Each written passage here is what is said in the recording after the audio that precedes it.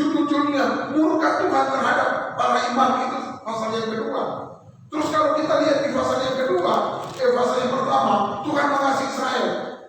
Terus di ayat yang ke-6 di situ perikopnya pencemaran korban-korban. Terus pasal yang kedua bicara tentang murka Tuhan terhadap para imam. Terus pasal ayat yang ke-10 perikopnya Tuhan memarahi Israel karena kami campur dan perceraian. Terus ayat 17 perikopnya Tuhan datang untuk menghukum. Pasal yang ketiga, jadi pasal 1 berbicara tentang, dan pasal 2 itu bicara tentang bagaimana rusaknya umat Israel, termasuk mereka sudah tidak ada rasa takut, rasa hormat di rumah Tuhan. Bukan hanya umat, tapi para imam-imam atau para pelayan-pelayan Tuhan. Terus apalagi yang terjadi? Kalau kita lihat, Tuhan memarahi Israel karena apa? Kawin campur dan perceraian. Dan Tuhan datang untuk menghukum.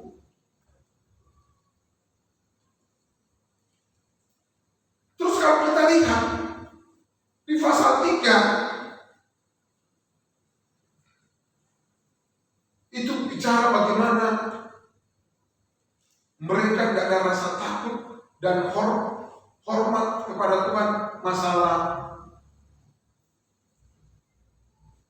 keuangan, sampai Tuhan bilang kamu mencuri, kamu merampok. Bagaimana seharusnya milik Tuhan mereka curi. Dan pasal 4 itu bicara bagaimana Tuhan mau memulihkan bangsa Israel. Janji Tuhan untuk memulihkan bangsa Israel. Dan setelah itu Tuhan diam. Selama berapa tahun? 400 tahun. Tuhan diam.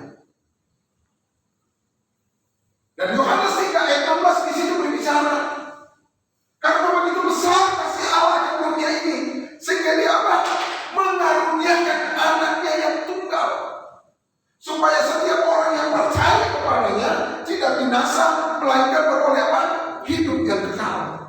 Haleluya.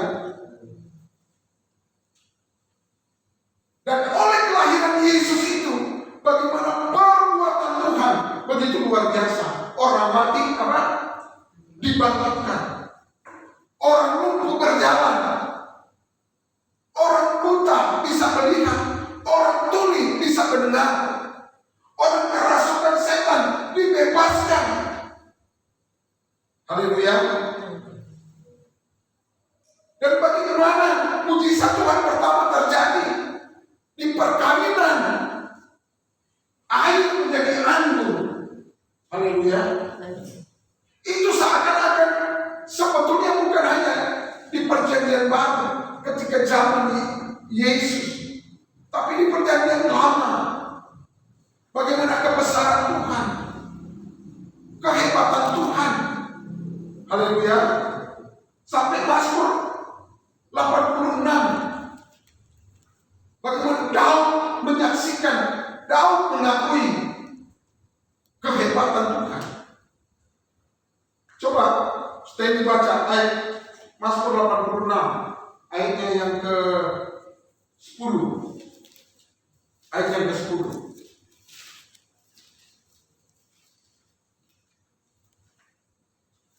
Mazmur 86 ayat 10. Yang keras bacanya. Mazmur 86 ayat 10.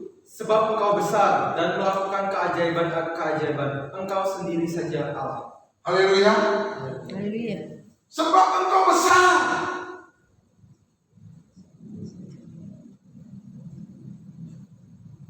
Besar bicara tentang kuasa, kuat, hebat. Haleluya. Berkuasa. Di bawahnya frasa yang bawah melakukan apa? Kebesaran Tuhan, sampai di bawahnya ditulis melakukan keajaiban-keajaiban. Sebab Engkau saja Allah, hanya Tuhan satu-satunya, yaitu Tuhan Yesus Kristus. Kita melihat kuasa kebesaran Tuhan.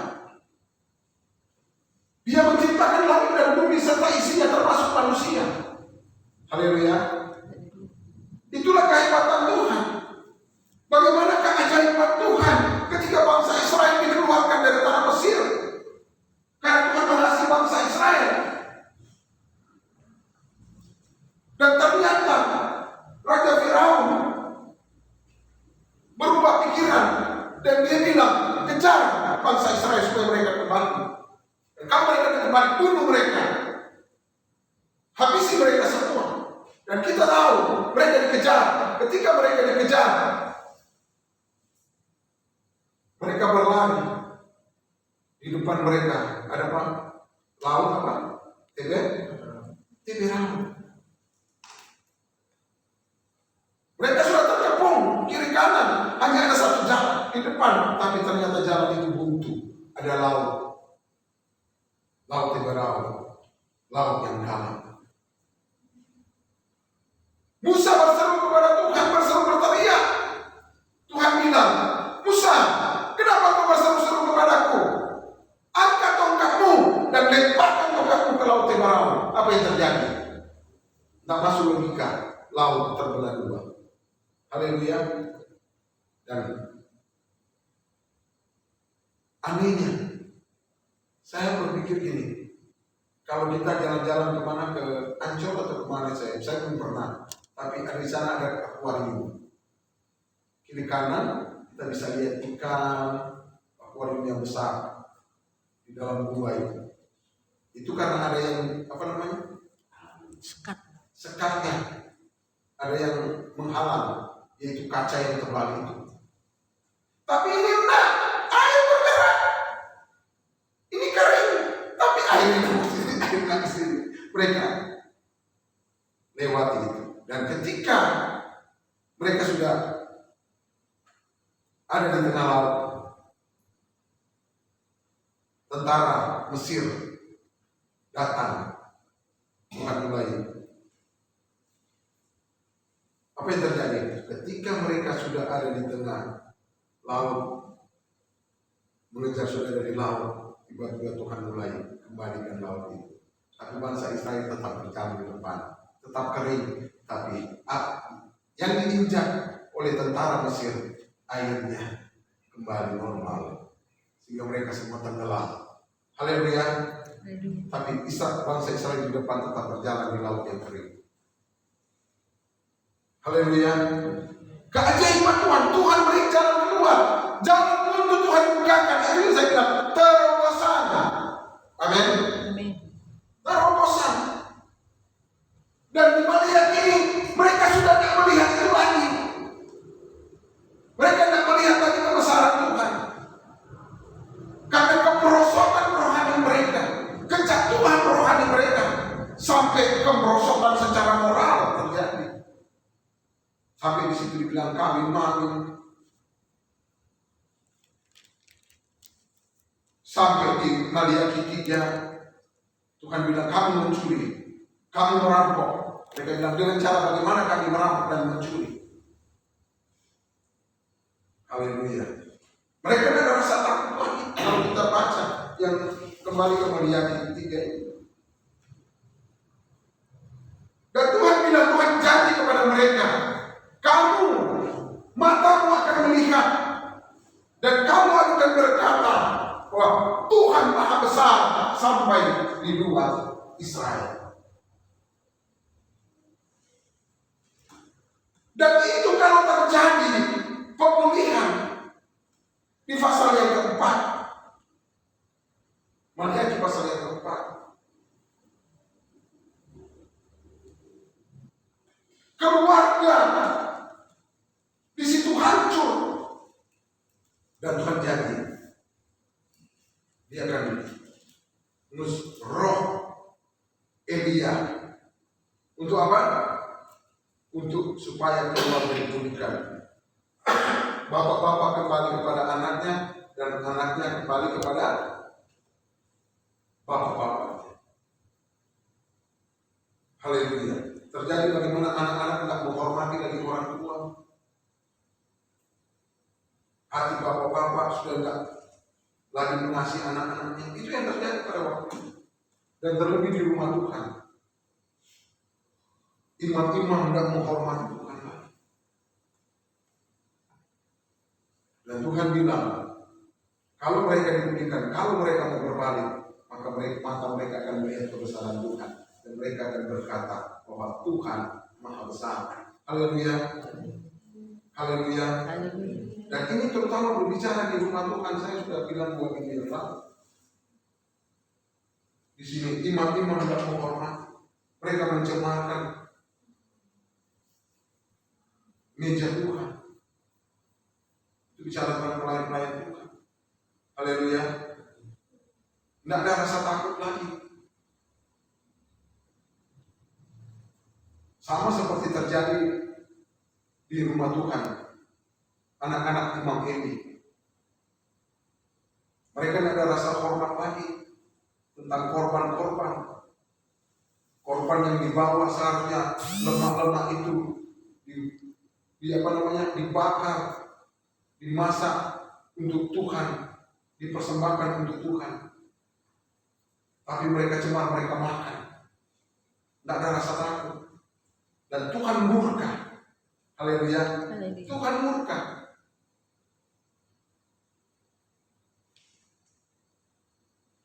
Dan biarlah kita sebagai anak-anak Tuhan, kita ada rasa takut dan hormat di dalam rumah Tuhan. Haleluya. Sampai kan Tuhan bilang, kalau ini aku Bapa, mana rasa hormatmu, rasa takutmu? Ayat yang ke-6. Seorang anak menghormati bapaknya dan seorang hamba menghormati tuannya. Jika aku ini Bapa, di manakah hormat yang kepadaku itu? Jika aku ini Tuhan, di manakah takut yang kepadaku itu? Firman Tuhan semesta alam kepada kamu.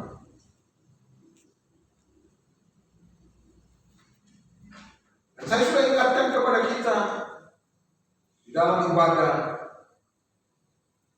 mari kita berikan yang terbaik kepada Tuhan. Haleluya. Ada rasa hormat kepada Tuhan. Ketika kita memuji Tuhan, kita memuji Tuhan dengan sungguh-sungguh. Ketika kita menyembah Tuhan dengan sungguh-sungguh dalam ibadah. Ada rasa hormat. Ketika kita mendengarkan firman Tuhan. Haleluya. Mungkin pendeta biasa yang berkhotbah, tapi yang dikhotbahkan adalah firman Tuhan. Haleluya. Ayat firman Tuhan. Dan ini suara Tuhan yang disampaikan. Ada rasa hormat. Sampai Tuhan bilang, kalau kamu bawa binatang yang timpang kepada bupati, apakah bupati mau menerima itu? Bupati saja tidak mau menerima, apalagi itu. Artinya apa? Hidup kita. Haleluya.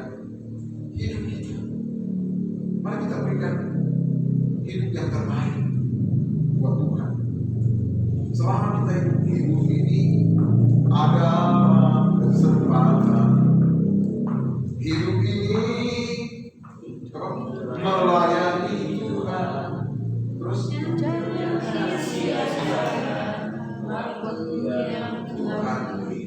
hidup ini ada sementara.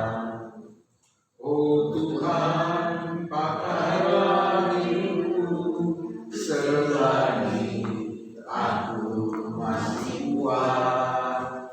Bila saatnya nanti ku tak berdaya lagi, hidup ini sudah jadi berkah. Bapak Ibu, saya masuk Bali itu umur 18 tahun, jalan 19 tahun. Masuk Bali. Tahun depan saya sudah umur 1 abad. 50 tahun, sudah masuk 50 tahun. Nanti September ini saya 49 tahun. Tahun depan, September tahun depan, 1 abad. Setengah abad ya, setengah abad bukan 1 abad. Nggak terasa. Haleluya. Saya pernah merasakan sakit tak bisa berdaya. Saya pernah merasakan melihat makanan enak tapi tidak bisa dimakan karena tidak berdaya. Ada saat-saatnya nanti Bapak Ibu sudah dikasih Tuhan, kita sekarang tegak, besok kita akan begini. Ada saatnya nanti kita cuma tinggal duduk begini, nggak ada kesempatan lagi untuk memberikan yang terbaik buat Tuhan. Haleluya. Dan saya percaya semua kita ingin melihat dan berkata, Tuhan Maha Besar. Enggak ditanya orang, apa kabarnya? Ya, begini-begini aja. Ya, begini-begini aja.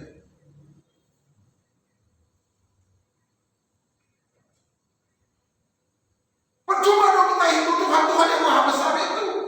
Makanya Tuhan bilang, matamu, mulutmu akan berkata, matamu akan melihat dan mulutmu akan berkata bahwa Tuhan Maha Besar. Tadi kita sudah baca Mazmur 86 ayat yang ke-10. Tuhan besar dan melakukan keajaiban. Dan Tuhan mau kita alami kebesaran Tuhan dalam hidup kita. Tuhan mau kita alami bagaimana keajaiban Tuhan dalam hidup kita. Tapi bagaimana kita mau berkata, Tuhan Maha Besar.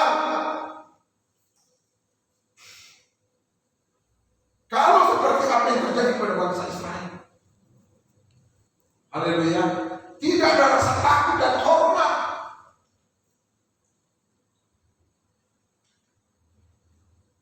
Yang penting sudah datang di ibadah. Nah, tapi hati kita mau beri yang terbaik. Tuhan, aku mau datang.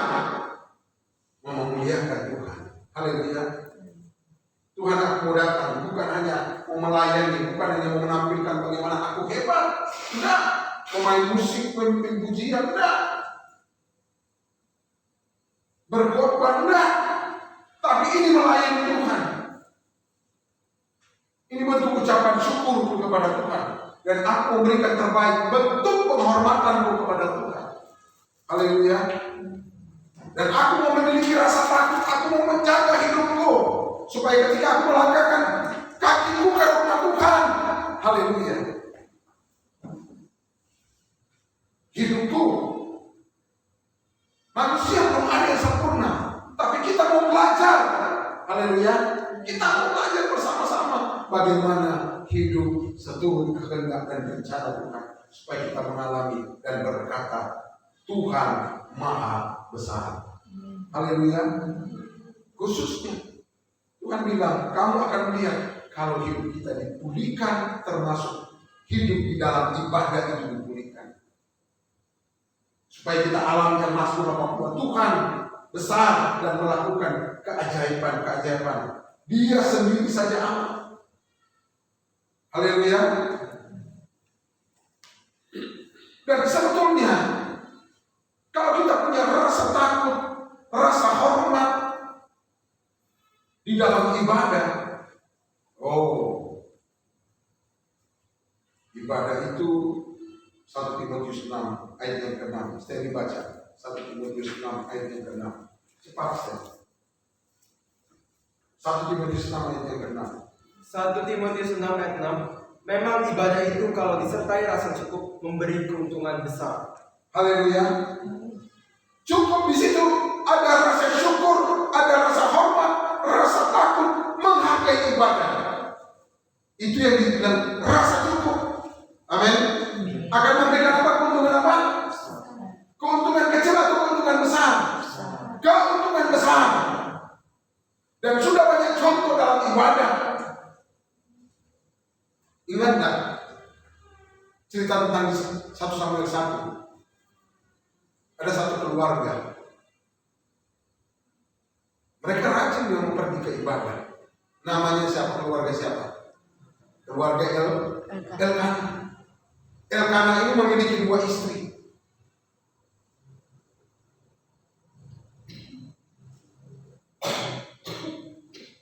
Makanya memang kita orang Kristen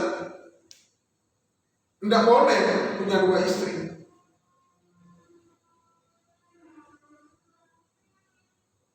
Yang satu apa? Satu disayang, satu di apa? Tidak disayang. Karena mereka tinggal apa? Satu rumah, satu. Yang lebih disayang siapa? Elkanah lebih disayang siapa? Penina.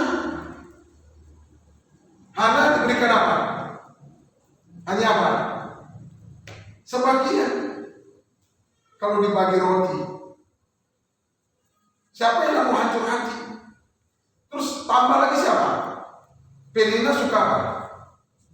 Suka membuli dan mengejek. Hana. Ini ada Bu Hana. Makanya luar biasa Bu Hana, dikasih nama Hana. Karena pasti diambil di 1 Samuel 1. Hana itu kan di 1 Samuel 1. Hana tidak sakit hati. Dia dibully, kamu tidak punya anak. Kenapa? Penina punya anak. Kenapa Hana tidak punya anak? Firman Tuhan bilang apa? Tuhan sendiri yang menutup rahim dari Hana. Tetapi Hana datang, dia terus datang ke rumah Tuhan dengan penuh rasa takut dan hormat dia menyembah Tuhan. Sampai Nabi Eli bilang apa? Hana mabuk. Aku tidak mabuk. Aku sedang berseru kepada Tuhan, sedang berdoa kepada Tuhan. Orang yang datang di ibadah berdoa dengan sungguh-sungguh. Haleluya. Tadi saya di radio bicara tentang bagaimana berusaha sungguh-sungguh mengenal Tuhan. Dia akan datang. Dia akan apa? Muncul seperti fajar dan akan datang seperti apa? Hujan di akhir musim. Haleluya. Ada berdoa, dia datang ke rumah Tuhan, dia sungguh-sungguh datang berdoa kepada Tuhan. Terus dia datang untuk dijawab, dia datang berdoa, dia datang menangis di hadapan Tuhan. Dia sungguh-sungguh dan ada rasa takut dan hormat kepada Tuhan. Haleluya. Dan situ kan ceritanya ketika dia pulang, suami istri mereka juga bersama-sama, mereka berhubungan sebagai suami istri. Dan di saat itu Tuhan ingat kepada siapa? Tuhan ingat kepada doa Hana. Tuhan tahu pergumulan Hana. Dan akhirnya Tuhan jawab. Dia mengaku. Dan punya anak laki-laki yang namanya apa? Samuel yang dipakai Tuhan. Dia bernasar, kalau aku diberikan anak, aku akan bawa anakku ke rumah Tuhan. Haleluya. Bawa anak ke rumah Tuhan. Sama dengan siapa namanya? Abraham. Anda persembahkan anakmu. Uji iman dia persembahkan. Tapi Tuhan tahu apa yang harus Tuhan lakukan. Abraham sudah lakukan tugas ketaatannya. Tuhan lakukan keajaiban yang luar biasa. Tuhan sediakan korban ganti siapa? Ganti Ishak. Makanya dari dulu saya enggak tanya enggak ada lagi kenapa enggak ke gereja. Aduh anak saya kan apalagi si Steli sama Agnes itu cuma beda 2 tahun. 2 tahunan ya. Ini Mocel hamil terus anak sampai umur 8 bulan, umur 8 bulan ditabrak sama motor. Mau ke gereja 8 bulan ke 9 bulan. 8 bulan gini-gini, bonceng motor ditabrak, istri saya jatuh. Saya dulu ibadah itu tanya, Dan anak-anak sibuk kerja, tapi saya ibadah itu satu hari minggu itu 2 kali. Sebagai jemaat saya 2 kali, pagi dan sore. Saya kalau tidak ibadah, sudah ibadah pagi, terus sore tidak ibadah, rasa tulisan, kami pergi ibadah. Anak-anak harus ikut ibadah, saya ikut ibadah. Bonceng ini, bonceng 3 anak. Bayangkan bonceng 3 anak, motor apa namanya? Motor kecil, Astrea. Astrea yang seperti di bawah Paniko ini. Bawa satu rombongan pergi ke gereja. 2 kali ibadah. Ada ibadah yang disertai dengan rasa cukup akan berikan keuntungan besar. Dan Hana alami itu. Tuhan dengar, bukan hanya dengar, Tuhan jawab doa Hana. Tuhan berikan anak yang terbaik. Dan dia rasa kalau dia punya anak, dia akan bawa ke rumah Tuhan sejak kecil. Oh haleluya. Jadi anak-anak cucu-cucu itu dibawa ke gereja. Jangan anaknya, aduh saya tidak ke gereja, anakku bersin, kasihan dia nanti kena angin bawa motor. Saya dulu enggak ada itu. Hanya istri saya, anak saya sering ke dokter lah. Mau panas bawa ke gereja. Saya bilang bawa ke gereja. Karena saya sudah alami bagaimana kebesaran Tuhan.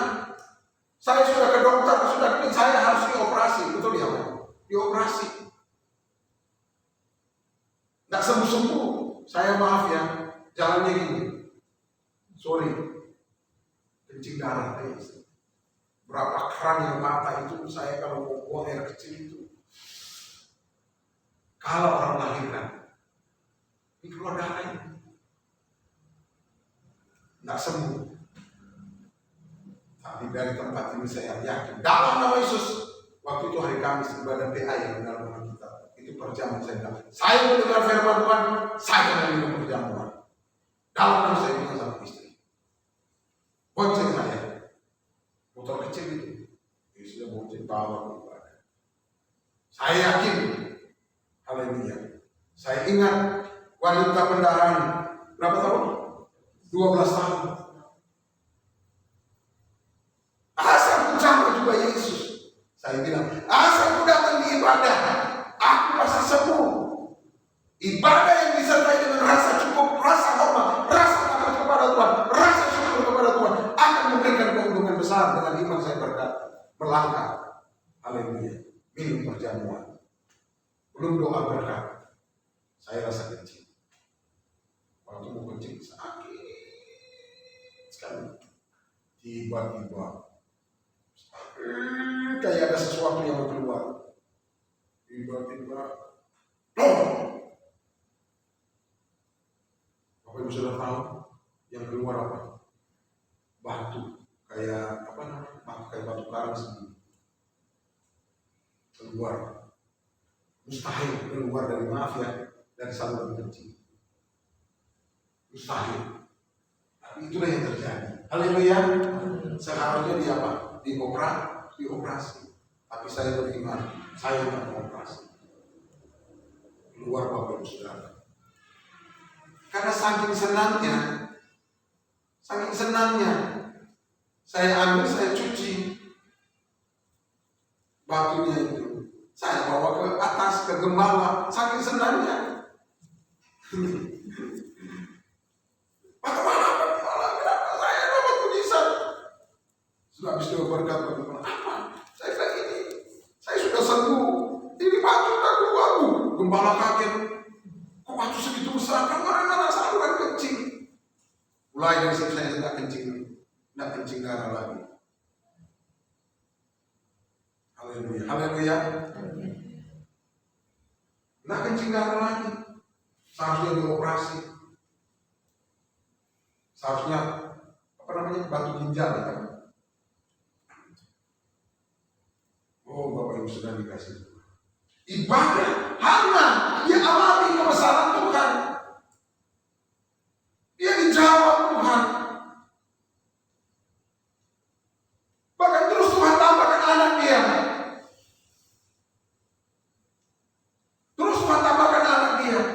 bahagia dia lebih banyak anak daripada Penina. Ibadah itu Bapak Ibu Saudara dikasih Tuhan. Haleluya. Karena ibadah itu mengandung janji. Coba 1 Timotius 4. 1 Timotius 4 ayatnya yang ayat 8. Coba saya dibaca saja.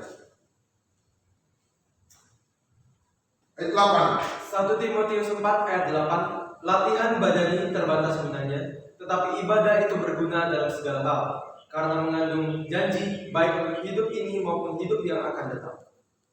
Ibadah itu mengandung apa? Ibadah itu berguna apa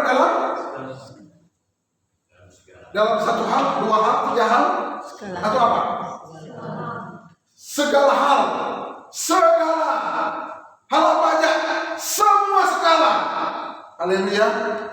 Semua skala. Apapun itu berguna. Amin. Bahkan Filipi 4 ayat 13 kalau saya bilang dalam ibadah, segala perkara dapat kutanggung di dalam Dia yang memberi kekuatan kepadaku. Segala perkara berguna dalam segala hal. Jadi kita kedatangan kita dalam ibadah itu berguna dalam segala hal, berguna dalam keluarga kita, berguna dalam ekonomi kita, berguna dalam pekerjaan kita. Haleluya. Semua berguna, terlebih berguna dalam kehidupan rohani kita. Itulah ibadah. Haleluya. Ibadah yang mendatangkan keuntungan besar karena dia berguna dalam segala hal. Bahkan bukan hanya itu, mengandung janji. Haleluya. Mengandung janji untuk hidup ini maupun untuk hidup yang akan datang. Begini loh Bapak Ibu Saudara. Jadi ibadah itu mendatangkan keuntungan baik itu hidup saat ini. Haleluya. Hidup yang akan datang, masa depan kita.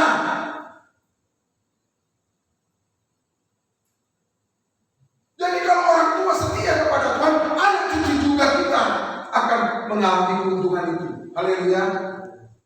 Mengalami janji Tuhan. Terus apalagi janji akan datang? Kehidupan kekal, diselamatkan. Haleluya. Apalagi kalau kita datang melayani Tuhan, memperoleh mahkota, masuk surga dan memperoleh mahkota. Amin. Haleluya.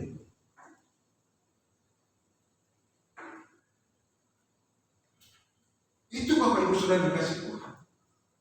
Bangsa Israel mereka tidak alami itu lagi. Mereka sudah tidak mengalami itu lagi. Tapi janji Tuhan, kalau mereka ada kemauan untuk diberikan, mereka akan melihat dan berkata, Tuhan Maha Besar. Hana, dia berdoa. Bapak Ibu Saudara, doa itu di gereja itu kuasanya luar biasa. Amin. Haleluya. Janji Tuhan itu ya dan amin. Doa kita pasti didengar Tuhan. Waktunya waktu Tuhan menjawab itu terserah Tuhan.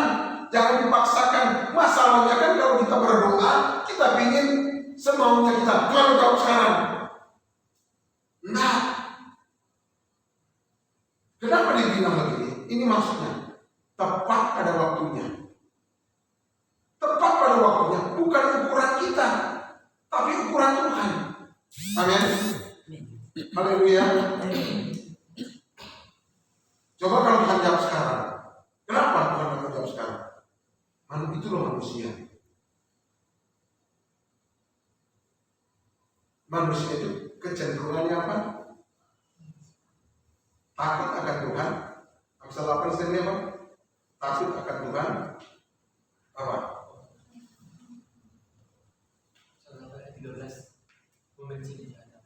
Tuhan membenci kesalahan. Kejahatan apa yang pertama? Sombong.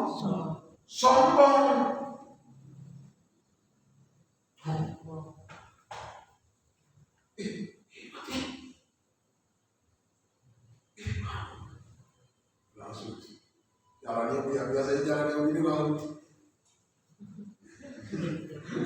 saya memang, Bapak memang hebat Pak ya. Bapak padahal ada maunya yang udah puji-puji itu Bapak ya. Tadinya suka begini, apa ini? Iya siapa lagi? Kan apa yang kamu perlukan? Karena sudah dipuji. Apakah sudah dipuji? Oh, langsung. Haleluya. Tuhan tak mau itu. Tuhan mau ketika kita memuliakan sama seperti yang sudah dilihat. Mengakui Tuhan. Mengakui karena ini karena Tuhan. Saya tidak ada apa-apa. Ini karena Tuhan. Haleluya. Karena ini karena Tuhan. Ini juga untuk Tuhan. Haleluya.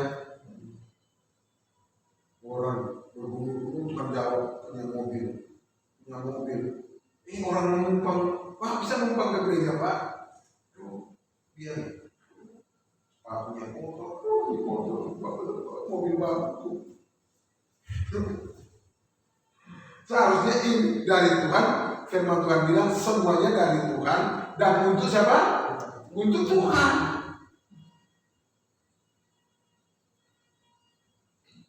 Haleluya. Haleluya. Bapak Ibu Saudara doakan kalau tidak sebentar sore besok saya akan berangkat ke Malang.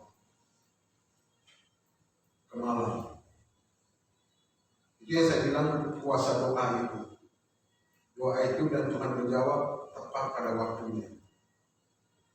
Haleluya. Kalau Tuhan memproses kita jangan nurut.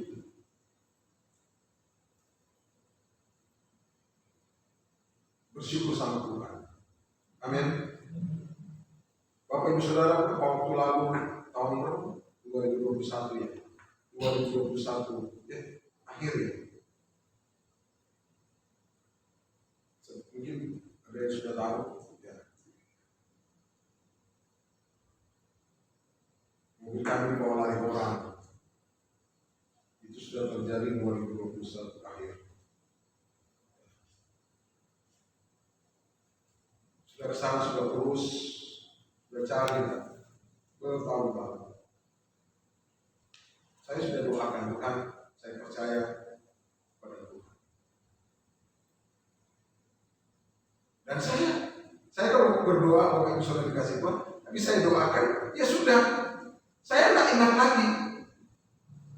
Sudah.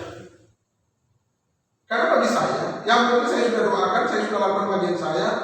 Nah, untuk menjawab itu bagian Tuhan. Ada orang dia berdoa, tapi dia mau ambil alih juga bagian Tuhan. Bagian Tuhan menjawab, dia ingin jawab Tuhan. Dia ingin ambil alih. Kalau saya enggak, saya berdoa Tuhan. Mau jawab enggak? Saya percaya Tuhan pasti jawab. Iya. Dan saya enggak doakan terus saya tidak doakan terus. Tapi doakan jemaat tanya sama. Setiap pagi tanya anak. Jam 5 pagi kita sudah di sini. Tidak ada yang capek Pak. Tidak ada, bagi saya tidak ada. Dan sejak mereka kecil tidak ada. Saya kan sudah bilang, bahkan di sini kalau berdoa, kalau dulu saya siapin boneka atau apa, tidak yang keras-keras lah. Kalau lagi berdoa, saya lempar. Sekarang kalau lagi berdoa saya ini saya cuma gini. Haleluya. Haleluya. Jadi kayak gitu. Kayak waktu Stanley di pemilu dia jadi saksi. Pulangnya berapa? 3. Jam 3 dia datang apa-apa segala macam makan ini. Berarti ya jam 3:30 atau jam 4 tidur. Jam 5 harus bangun, tak ada itu. Bangun. Saya ajarkan anak bangun, tak ada itu. Kalau ketok pintu kamar, kalau mereka bangun di kamar, no. Apalagi kalau dia yang ketok, kalau dia yang ketok itu tidak ada ukurannya. Jadi doa melatih ada di rumah Tuhan. Haleluya. Doa dan doa itu tidak sia-sia. Amin. Dan saya tidak boleh pergumulan saya. Wah, nah, saya enggak. Tapi kalau buat jemaat tanya, buat jemaat ini bukan karena di depan jemaat, tapi tanya kan. Malam setiap pagi kita doakan di sini. Kalau untuk jemaat, karena itu sudah bagian tugas kami sebagai hamba Tuhan. Disebutkan satu persatu. Haleluya. Satu persatu saya sebutkan. Tanya ini ada saksi. Betul di atas. Betul apa bohong? Betul. Doakan satu persatu. Saya tidak doakan pergumulan kami, enggak. Tapi Tuhan tahu. Haleluya. Tuhan tahu. Berapa waktu lalu tanggal 14 ya, tanggal 14 mau siap-siap mau nyoblos. Saya bangun kok udah WA-nya udah ada nama. Dan saya lihat kan, oh ini kakak sepupu saya di Malang. Dia foto. Dia kirim foto. Saya kaget. Saya tanya, itu mobil kita ini. Saya telepon dia angkat. Saya WA. Dia bilang ternyata dia di jalan. Dia bilang ya ini adik ipar saya. Tuhan itu baik ya. Jadi yang bawa lari mobil itu di kampung itu. Nah, kakak sepupu saya punya ipar, dia hamba Tuhan.